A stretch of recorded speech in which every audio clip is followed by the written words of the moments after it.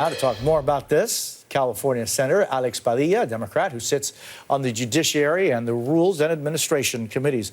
Senator, it's always a pleasure to see you. I really appreciate your time. You posted a statement about this executive order in which you said, quote, "I know full well that President Trump's executive order does nothing to improve the safety of our federal elections. What it would do is disenfranchise millions of eligible American voters."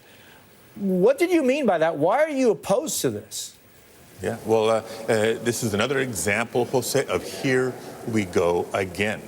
Yes, I'm a member of the Judiciary Committee and the Rules Committee here in the Senate, but as you recall, I previously served as California Secretary of State.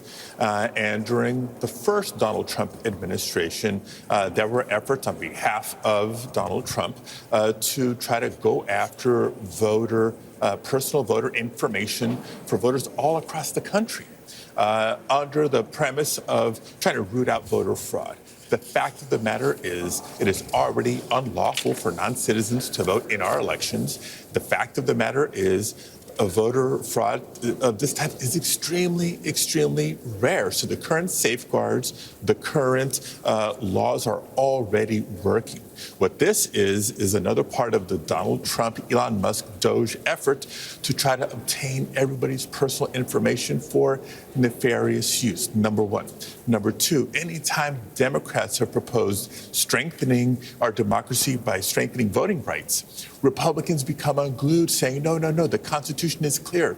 States run elections. They don't want the federalization or the federal government dictating how states run elections. But now they're silent when all of a sudden it's Donald Trump trying to impose how he wants voter registration to happen in states and how people can vote in states. So, Senator, I recall, because I'm up there in age, you as Secretary of State of the state of California, I remember going to a couple of high schools throughout Southern California areas where you would speak to kids and talk to them about the importance of participating, of getting involved, but also underlining that this was for people who were American citizens. I'm just wondering, Senator, where do you think our resources and our focus are best served by doing what we can to make sure that elections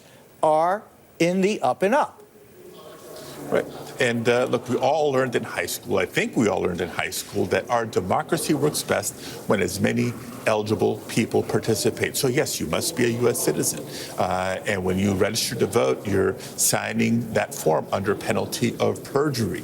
When people go to the DMV to register, for example, in the course of applying for a driver's license or an ID, yeah, at some point you may show a birth certificate or a passport, but nobody walks around with their birth certificate in their pocket each and every day. In some ways, this is a show me your papers law to be able to register to vote.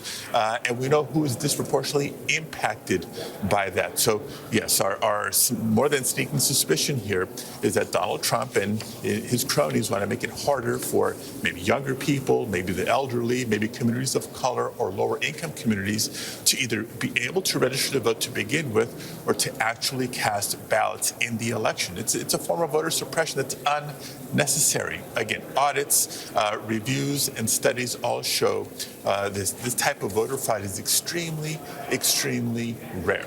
And Senator, I know that on the Signal text case, you're calling on Defense Secretary Hegseth to resign. What do you see as accountability, and what should accountability look like in this case?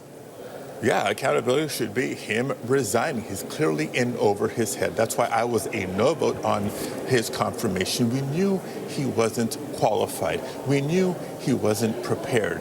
God help us, who knows what other Keystone Cop mistakes that they're making with our national security. So again, to tie the two issues together, Jose, this is an administration who can't keep a simple text message chain straightforward and secure, and now they're going to dictate voter registration and elections in states across the country? I don't think so.